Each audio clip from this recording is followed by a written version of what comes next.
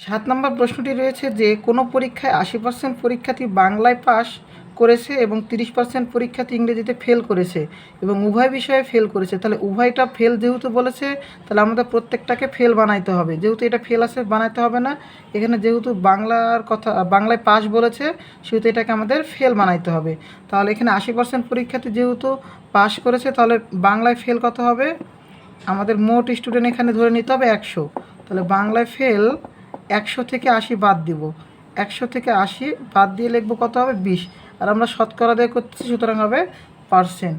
তাহলে বাংলাতে ফেল, এরপর ইংরেজিতে ফেল কত হবে, ইংরেজিতে ফেল দেওয়া আছে প্রশ্নে 30%, এরপর দেওয়া আছে উভয়ে ফেল, তাহলে উভয়ে ফেল কত দেওয়া আছে, উভয় ফেল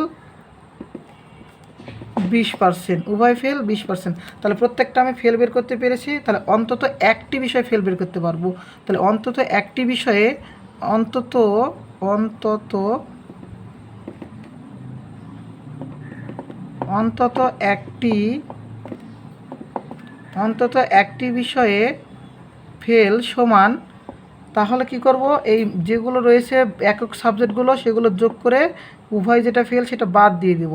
তাহলে 20 যোগ 30, 20% যোগ 30%, সেখানে উভয়টা বাদ 20% বাদ দিব। তাহলে কত হবে, বাদ দিলে 20 বাদ দিলে থাকবে শুধু 30%। তাহলে বলেছে যে উভয় বিষয়ে শতকরা কতজন পাস করেছে। তাহলে উভয় বিষয়ে পাস